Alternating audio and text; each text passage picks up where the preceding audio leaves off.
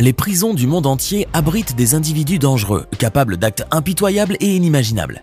Ces détenus sont souvent considérés comme les plus dangereux au monde en raison de leur histoire criminelle, de leur violence extrême et de leur impitoyable cruauté. Vous êtes prêts?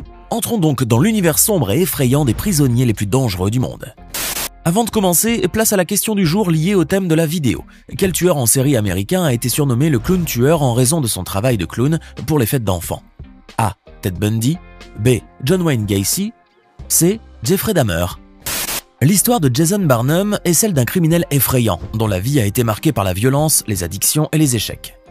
À 39 ans, cet Américain a été condamné à 22 ans de prison pour une tentative de meurtre et une série de cambriolages commis en Alaska. En septembre 2012, Jason Barnum a en effet blessé un policier lors d'une fusillade, alors qu'il était sous l'influence de substances illicites. L'officier de police a miraculeusement survécu à cette attaque, mais cela n'a pas empêché le criminel d'être condamné. Les tatouages de cet homme, surnommé Eyeball, en raison de son œil tatoué, ont également été utilisés comme argument à charge, révélant son apparence terrifiante et son attitude agressive envers les autres. D'ailleurs, il a même été décrit par le chef de la police d'Anchorage comme un homme agressif dont les tatouages témoignent de l'attitude et du comportement. Toutefois, l'histoire de Jason Barnum est celle d'un homme qui a connu de nombreuses difficultés dans sa vie. Il a été condamné à 14 reprises par la justice avant d'écoper de cette lourde sentence. Il a également avoué avoir tenté de trouver un travail sans succès en raison de ses tatouages. Malheureusement, cela l'a conduit à errer sans but, succombant finalement à la consommation de substances illicites. Cependant, malgré son passé criminel, Jason Barnum a exprimé ses regrets et présenté ses excuses à sa victime lors de son procès, ce qui ne l'a pas empêché d'être lourdement condamné.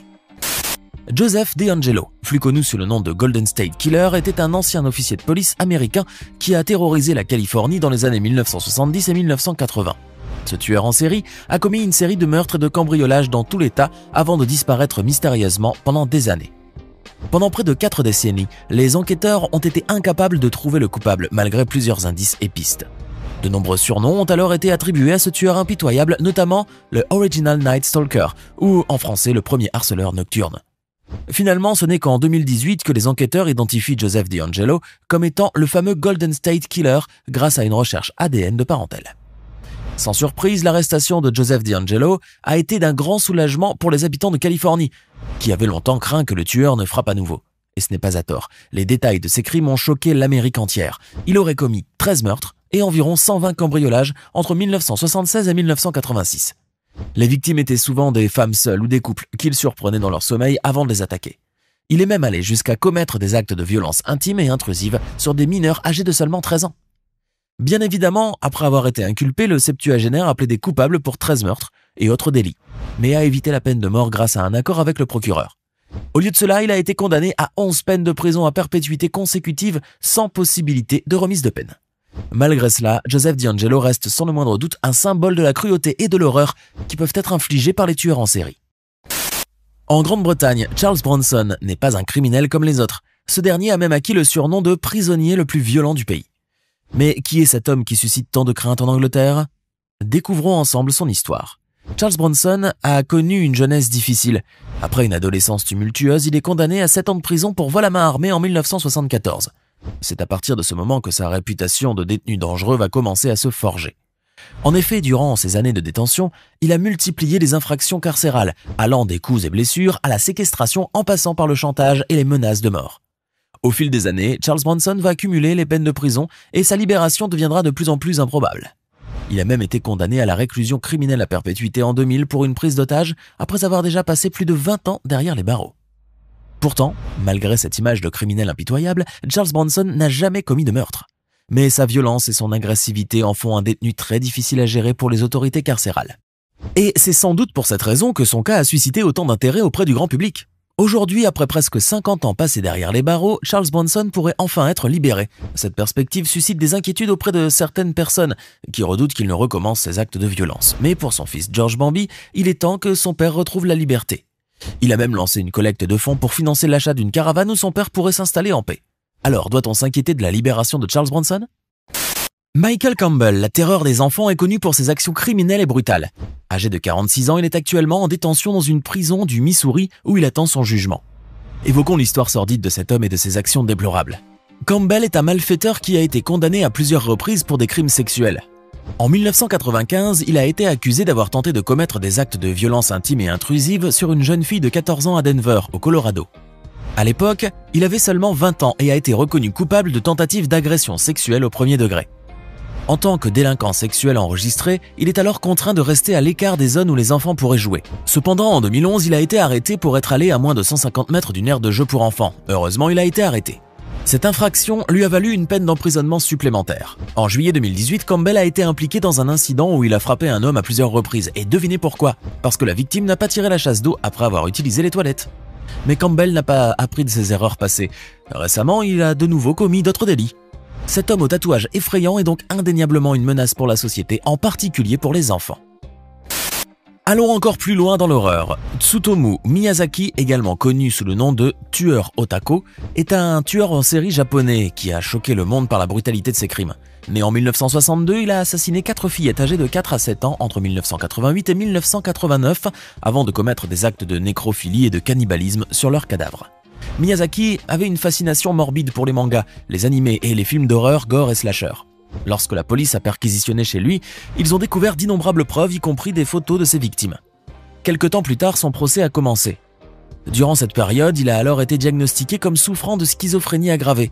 Malgré cela, il a été condamné à mort, car le tribunal a jugé qu'il était conscient de la gravité de ses actes. Aujourd'hui, si l'affaire Miyazaki est terminée, elle continue néanmoins de fasciner et d'horrifier les gens à travers le monde. Les meurtres de fillettes commis par Miyazaki sont en effet une tragédie qui ne peut jamais être oubliée, tout comme l'impact qu'ils ont eu sur la culture japonaise. L'affaire de la petite April Jones a choqué le Royaume-Uni et le monde entier en octobre 2012. Près de 8 mois après sa disparition, son ravisseur, Mark Bridger, a été reconnu coupable de son enlèvement et de son meurtre. Il a été décrit comme un individu diabolique et manipulateur qui a tout prémédité. Il était à la recherche d'une victime et aurait minutieusement préparé son crime, mais Bridger a rejeté les accusations et a affirmé avoir tué April accidentellement en la renversant avec sa voiture. Tout cela est faux bien entendu car tout indique qu'il est un prédateur sexuel. En effet, des images de mineurs dans des situations très préoccupantes ont été retrouvées sur son ordinateur, tout comme des clichés de fillettes assassinées. Malgré la condamnation de Mark Bridger à la réclusion criminelle à perpétuité pour l'enlèvement et le meurtre d'April Jones, le corps de la petite fille de 5 ans n'a jamais été retrouvé. Selon les confessions de Bridger à un prêtre en prison, il aurait démembré le corps d'April avant de le jeter dans une rivière. Des fragments d'os ont été, en tout cas, retrouvés dans la cheminée et la baignoire de sa maison. En 1999, le meurtre surnommé Hello Kitty a fait le tour du monde. Et pour cause, cette affaire est aussi macabre que bouleversante. Tout commence quand Fan Man-yi, une hôtesse de bar, a volé le portefeuille d'un homme appelé Chan Man-lok. Chose qu'il n'a pas tardé à découvrir. Devant une telle situation, la jeune femme a alors restitué la totalité de la somme volée. Mais l'homme ne cessait d'augmenter les intérêts et s'est retrouvé dans l'incapacité de tout lui rembourser. Finalement, Chan Man-lok et 2 de ses complices ont décidé de kidnapper la jeune femme avant de la torturer. Un mois plus tard, Fan Man-yi est décédé à la suite des mauvais traitements. Pire, les meurtriers vont même placer son crâne à l'intérieur d'une poupée Hello Kitty. Les restes de Fan ne seront finalement retrouvés que grâce à la confession d'une jeune fille de 13 ans, la petite amie de l'un des assassins. Bien évidemment, l'affaire a depuis choqué les habitants de Hong Kong, à tel point qu'elle continue de hanter les esprits. En 2009, le monde a été secoué par une histoire de piraterie moderne qui a vu un jeune Somalien de 18 ans s'emparer par la force d'un navire américain dans l'océan Indien. Mais après avoir pris en otage le capitaine du Maersk Alabama, Abdulwali Abdulkadir Muse, de son nom, a été capturé par la marine américaine. L'homme qui a plaidé coupable a ensuite été condamné à 405 mois de prison, soit 33 ans, et 9 mois de détention. Depuis, l'histoire d'Abdulwali Abdulkadir Muse a fait le tour du monde et c'est le moins qu'on puisse dire puisqu'elle a inspiré le film Captain Phillips avec Tom Hanks dans le rôle principal.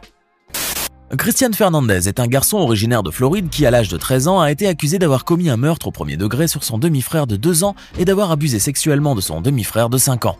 Mais qui est Christian Fernandez et comment en est-il arrivé là? La vie de Fernandez a été marquée par la violence et la négligence depuis sa naissance en 1999 à Miami. Sa mère, Bianella Susana, avait 12 ans lorsqu'elle l'a mise au monde et son père, qui avait 25 ans, a été condamné à 10 ans de probation pour agression sexuelle contre elle. 2 ans plus tard, Fernandez a été retrouvé nu et sale, errant dans une rue du sud de la Floride. Autant dire que son enfance était tout à fait difficile. Malgré cela, les autorités l'ont rapidement inculpé. Accusé de meurtre au premier degré, il a finalement plaidé coupable de négligence criminelle ayant entraîné la mort.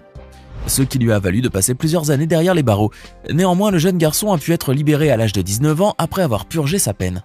Toutefois, bien que sa libération ait réjoui plus d'une personne sur la toile, son histoire est toujours considérée comme une tragédie, notamment à cause de son enfance très préoccupante. Elle soulève d'ailleurs aussi des questions difficiles sur la manière dont devront être traités les jeunes délinquants, en particulier ceux qui ont subi des violences et des atrocités tout au long de leur vie.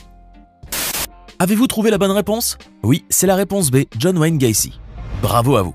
Ainsi s'achève notre vidéo sur les prisonniers les plus dangereux au monde. N'oubliez pas de laisser votre avis dans les commentaires, lequel de ces criminels vous fascine le plus. N'oubliez pas de mettre un pouce, de vous abonner si ce n'est pas déjà fait et de cliquer ici pour regarder une autre de nos vidéos.